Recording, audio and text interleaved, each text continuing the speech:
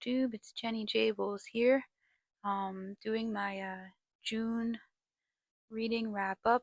So yeah, June was very good, except that there was one DNF that made me very angry, and there was one book that I didn't really like so much. It was kind of a meh.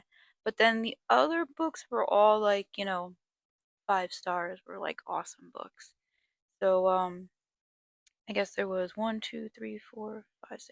7 books that I made it all the way through, and then the eighth book was a DNF, so technically can't count that since I stopped reading it. Didn't complete it. So I guess I will start with my DNF and get the yelling and screaming out of the way. Or well, it might be too hot out to be screaming and yelling, so I'll just explain my hatred in a calm, soothing voice, I guess. Um, so, right. And, yeah, so what was the book that made me so upset? Uh, it was Hard Rain Falling by Don Carpenter, which I know is a beloved classic by the dude bros of booktube, or not even the guys that aren't even dude bros love this book. I know I mean, maybe some dude bros would get offended by me calling them a dude bro, but it is definitely a beloved book of dude bros.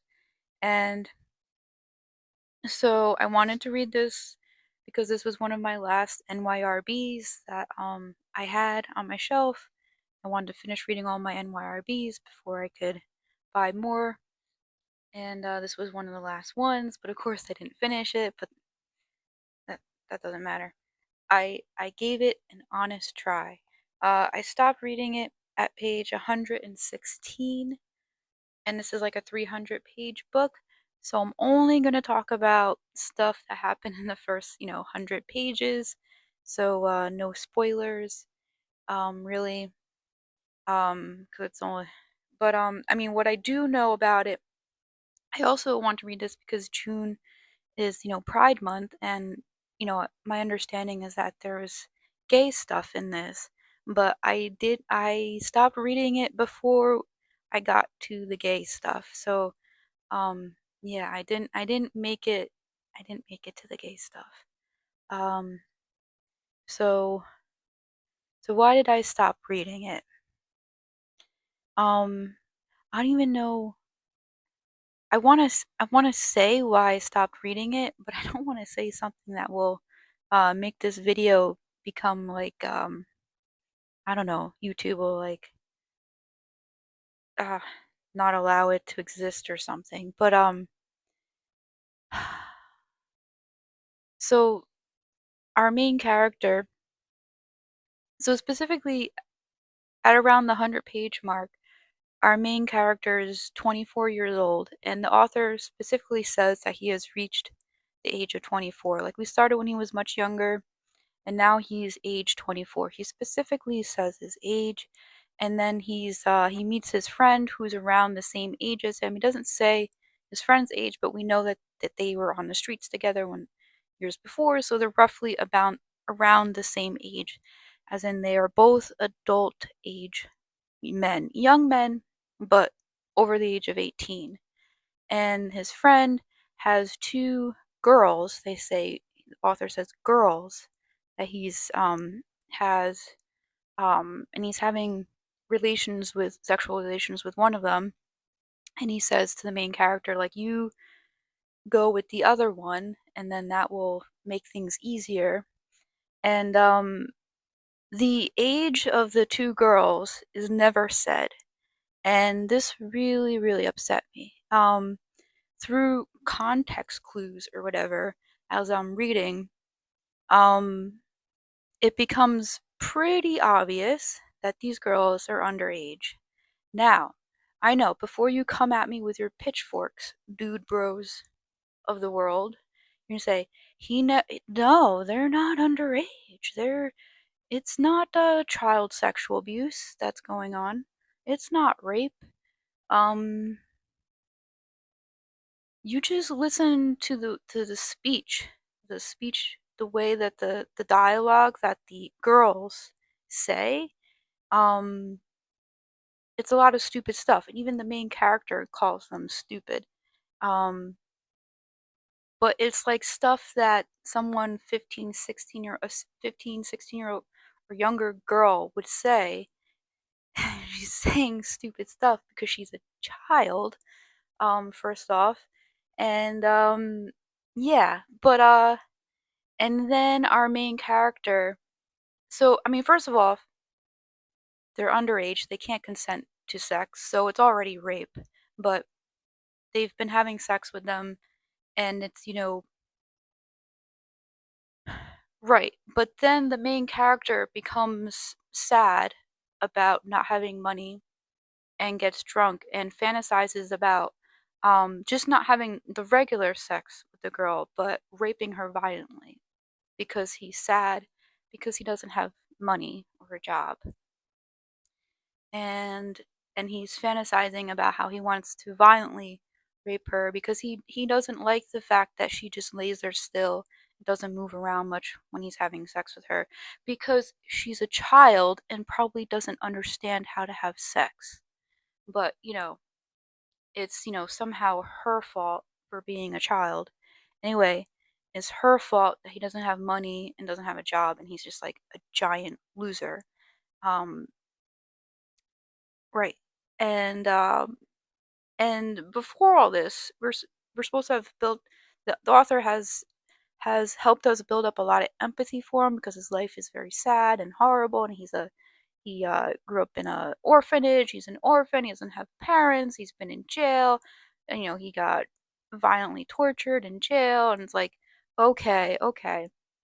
So we're supposed to um be like, oh, it's okay. He just has rape fantasies because he's just had all this bad stuff happen to him. He doesn't have money. If he just had a better life, he wouldn't be like this. Yeah, no, I don't. So I developed an extreme hatred for the main character to the point where I wanted someone to just murder this character. I was like, um, and then so I don't know if he ends up raping the girl. I don't know because I stopped reading. I didn't want to find out. The last thing I read, he got so drunk that nothing happened and he's like passed out. But I was like, I don't want to read any further. That if the next night he decides, when he's more sober, to go through with his fantasy, um, I was like, I'm gonna puke if I read any more of this child sexual abuse, pornography, fantasy, whatever this is. I I I mean, this is why I don't talk to men. This is why I don't go on dates with men. This is why I'm gonna die single. Books like this. Books like this. Yeah, I it's fine. It's fine. I'll just never speak to men ever again for the rest of my life because I don't want to know that this is what that when a man gets sad, he has rape fantasies. Like, do you think that women, when we get sad, we fantasize about raping people? I mean, just just think about it. And so many men love this book. They're like, oh, it speaks to them. It's like, really? What what is going on up here? Because if this is the book that speaks to you, and you feel that the author really understood you, um I'm terrified. I'm absolutely terrified. What is wrong with men? What is wrong with them? Now, you may argue with me, oh, you should just kept reading because maybe the main character gets what's coming for him and blah blah blah blah, but I don't think that's what happens. I think the character, I don't know. In my version of the book, those two girls would murder that guy, chop his body up in pieces, steal all his money, and get out of there. It would be a good revenge, and it would focus on the girls and their lives and what happened to them, that they got to this point where they're sleeping with older men who are abusing them, and it would be their life stories. That would be more interesting. I want to know about their lives and the fact, that they're not actually stupid. They're just young and they're being abused. Um and yeah, I don't want to hear any I don't care about this man's life. I don't care about any of the male characters in their lives, because as far as I can tell, it's not worth me knowing about. It's I don't care. Um I'm not gonna finish the book. I don't know what I'm gonna do with the book. Somebody want it. I don't even want to put it in a little free library. I don't know what I'm gonna do with it. I don't know. Anyway, so this next book, this was kind of a meh. Um, Private Rites by Julia Armfield.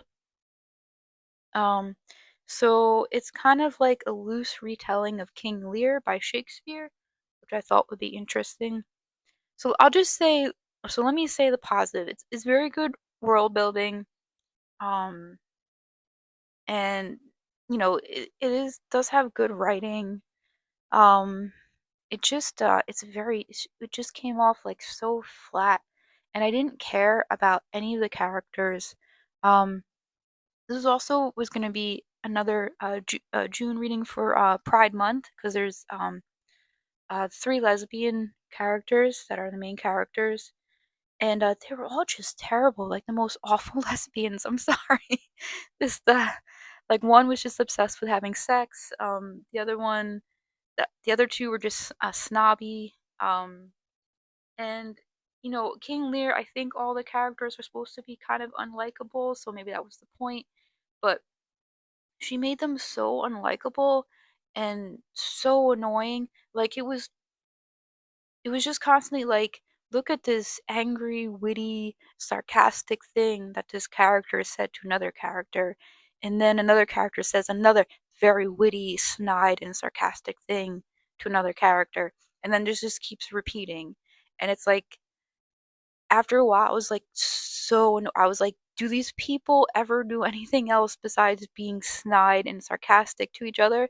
Because I want to punch them all in the faces. Like, I don't want to hear. I don't care about their lives anymore. And then, when the author is building up to some very emotional climactic moment, I utterly did not care. I made it all the way through the book, but I was like, this is so, I don't care about these people. Like, if they die, if they live, like, who cares? There's nothing memorable about them. They're flat, they're boring. They just say snide, sarcastic things to each other. Like, there's nothing for me to grab onto. And and the more I thought about it, the more annoying this book became to me, and specifically on a personal level. So the world building with this is a climate change dystopian type future where it never stops raining, or stops raining every once in a while, but very, very rarely. It's like always raining and everything's flooding and going underwater. People are losing their homes. Except it doesn't focus on that. It's like that's going on in the background, and in the meantime we're just focusing on these 3 snotty women. Sorry, snotty women. Um, but the whole time I kept being, let's focus on the people who are suffering from this, horrible climate change dystopian world that they're living in. And the author was just like, yeah, that's going on in the background. Yeah, people are losing their homes and it's sad and whatever. It just felt so cold. Like, don't you care about human beings? Like, and particularly on a personal level, I grew up in a town that constantly went underwater, and half the town lived in this area that was known, it was the very poor area where everything went underwater all the time.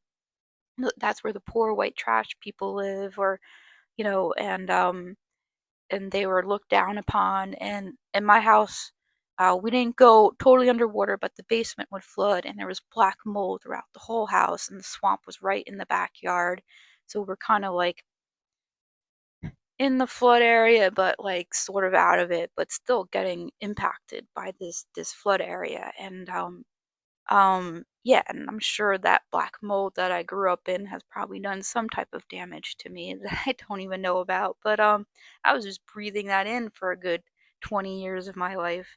Um, the window that was in my bedroom rotted away, so there was a giant hole that went through not giant. It was a I'm saying giant and I'm being very dramatic, but a good sized hole about this big that was like underneath my window and went all the way through the house into the outside where I could look out that hole and see the trees outside.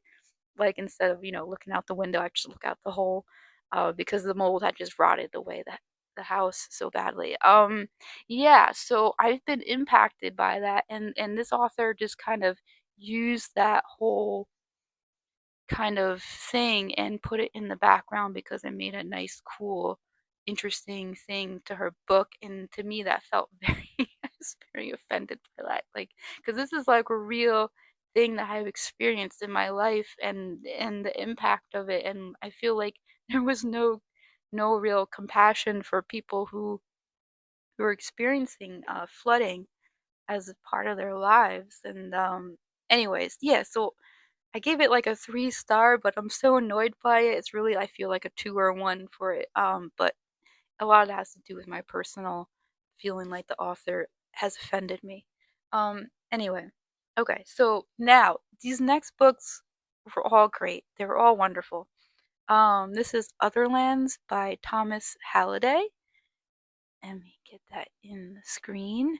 So, oh my gosh. So this would have been perfect for Historathon Quarter 1, but I read it in Quarter 2, but that's okay. I don't have to pay attention to rules.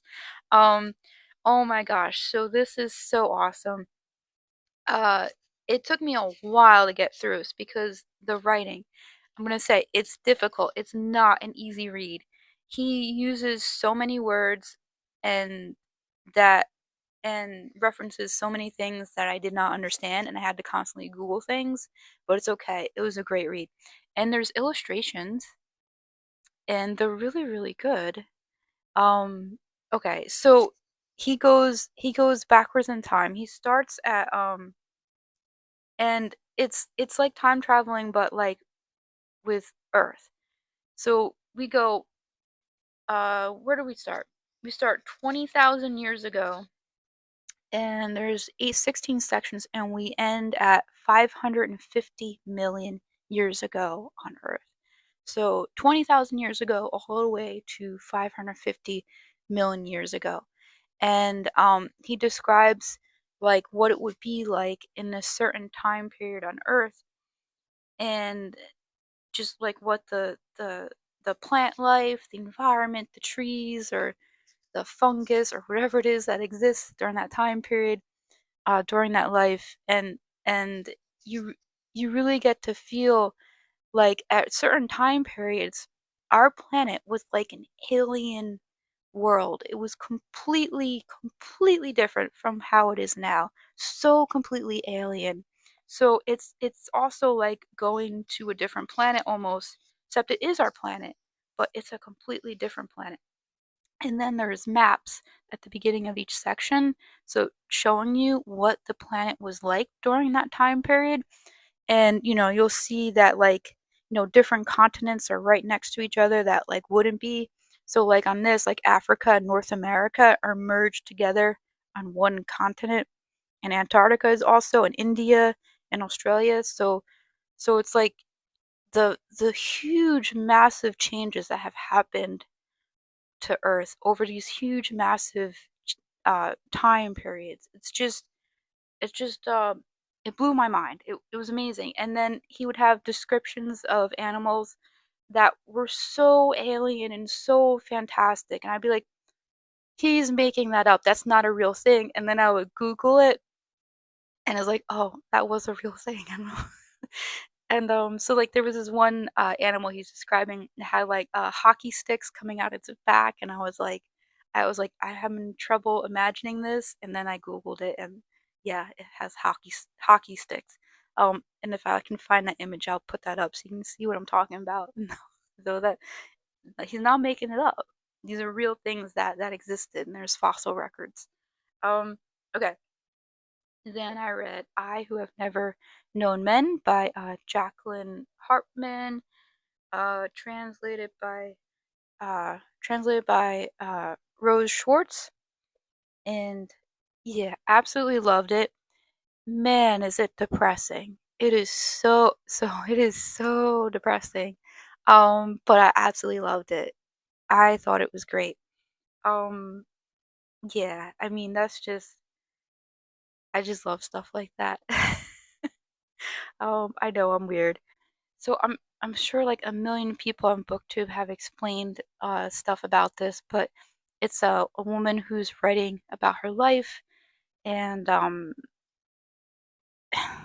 it's like this you don't know if ah it's hard to say too much about it without giving away major spoilers. Maybe I just I don't know what to say. It's it's very it's very depressing and very like, but it really makes you think at the same time. And I think I will definitely reread it someday. But it's fascinating. Anyway, let me go on to the next one. Oh yes, so the final NYRB I read was "Mourning A Breast" by Shishi, and translated by Jennifer Feeley. And so this is about breast cancer. So the author she went through breast cancer like in the 90s, in the 1990s. So this book is from a while ago. But I have also went through breast cancer, but nowhere near as intense what she went through, and especially in the 1990s. And I have not wanted to read this for a while because I've been like, oh, it's going to bring up all these emotions for me. But I was so delighted and so surprised. This book is so delightful. It is not like, oh, cancer, and then just like, depressing or like bringing you down type of stuff. It is so positive, and she's funny, and she's just, I don't know, it's just great. Like, even if you've never been through cancer, it's just a great read.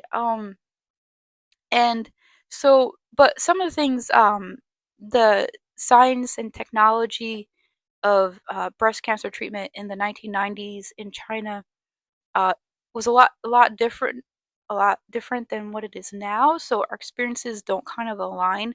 Like technology has progressed a lot, thankfully, and some of the stuff that she had to endure, I didn't have to because things are a lot easier now. But a lot of it still resonate with me. And then she had to have a full breast removal. I didn't have anything like that. I just had a lumpectomy.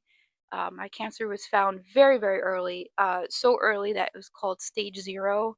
So it was a baby cancer compared to what other people go through. Yeah, it was really a baby cancer. So they just had to go in and cut a little piece out.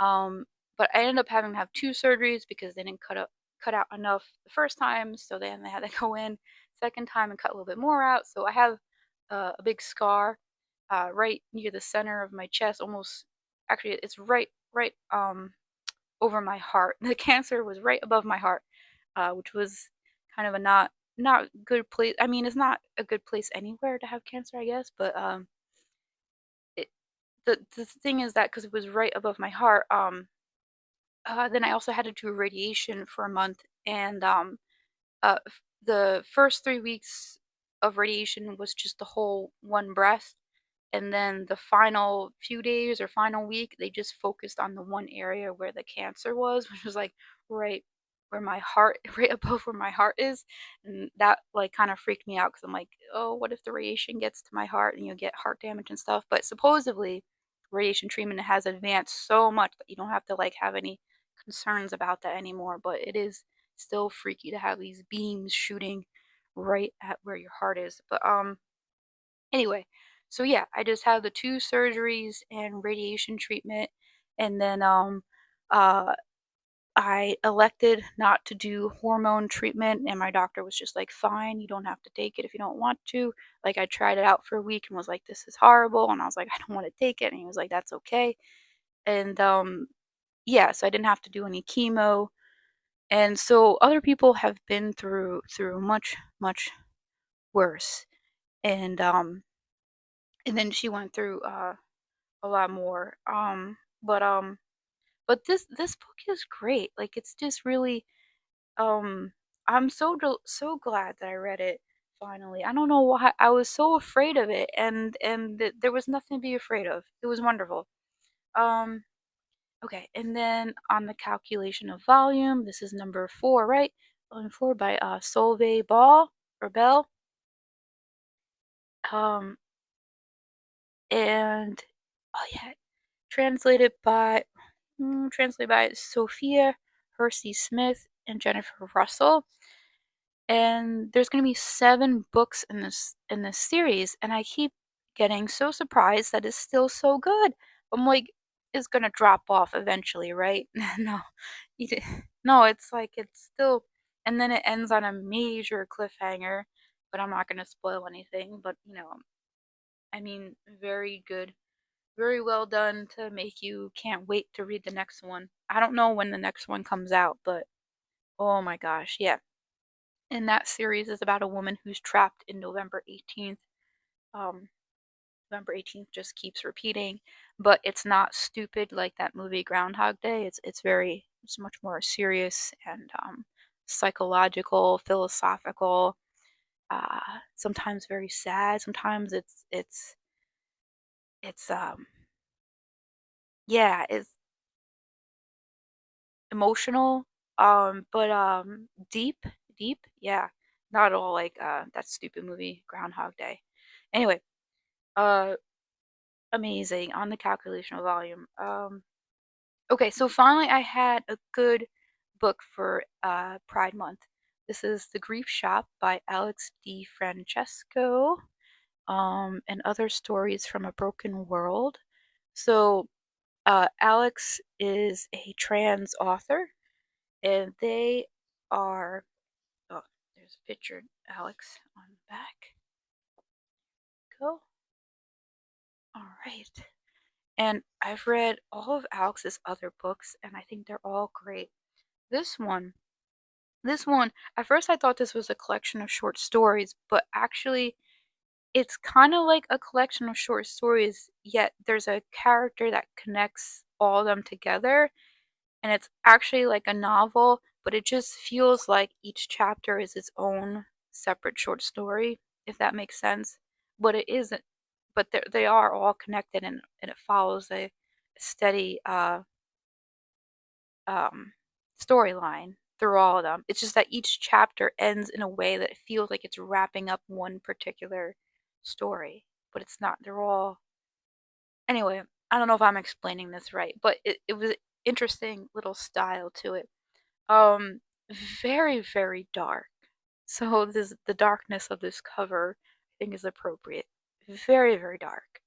Um, so it's this potential dystopian future where so many traumatic things have happened. There's mention of some kind of um, uh, uh, it's either like a pandemic or something happened, but they don't explain it in detail. But something has happened where lots of people have died, and everyone, has deep trauma and grief and loss.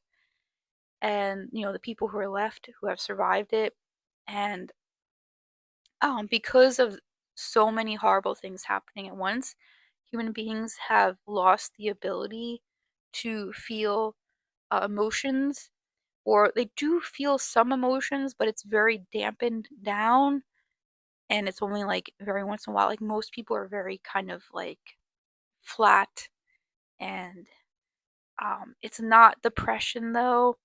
It's hard to explain, but just go with it. It's hard to imagine, hard to explain, and there is a little bit of explanation in it, but it's just the idea of people trying to have been through something so traumatic, um, where emotions become, you know, where you shut everything down, and then it takes a lot to get things to come out. But so interesting. I mean, it's just so interesting. Highly recommend. If you're not into all that dystopian stuff, maybe stay away from it because it goes hardcore into some dystopian stuff. But yeah, I loved it. Anyway, the final book was The Tapestry Warriors by Cherry Wilder, which is the final book in this trilogy. Um, about the Tauren. Is it called the Tauren series? What's the name of the series? I don't remember. So this is from 1983. Yeah. And this was just adorable. This was lovely. I'm so glad I finished this series. Um, See, I had to order this used from, and it was like in a library. Let's see, Hennepin County Library. Oh, Minnesota. It was in a library in Minnesota, and it's, oh wow, look at that. It's got the library card still in it. Look at that. Isn't that cool? Anyway, so um yeah, so in this final book in the series, it's told from the perspective of so this alien young man who, on this planet, there's these marsupial type aliens who, they don't have a lot of violence in their culture. There is some, but not a lot. They're kind of like a peace-loving, peaceful type alien creatures, and then humans. There's humans that have come to the planet. Um, but in this final story, um, this young man, he gets to experience like war. A war breaks out and happens on their planet, and it goes through the trauma of seeing someone who's never experienced violence, um, suddenly being subjected to it and experiencing it and having to like play a part in it to some extent of violence, and just being overwhelmed by it, and the trauma of that. And yeah, and that's kind of like the main arc of the story. And then there's a lot of other stuff, and like all three books are just adorable. It's also got kind of a steampunk vibe to it, and it's just, yeah, I mean, I think this is kind of more like a YA, young adult type trilogy, or maybe it was meant to be for adults. I'm not sure, but the main characters who are narrating the story are always like these younger characters, so that made me think that it was more meant for like kind of like teenagers to read. But I loved it anyway. Tapestry Warriors by Cherry Wilder. Yeah, I think this series is out of print, so you have to find it used, which is a shame. So that was my June reading, and yeah, and I hope July will be awesome. And stay cool, and I will see you next time. All right, bye, booktube.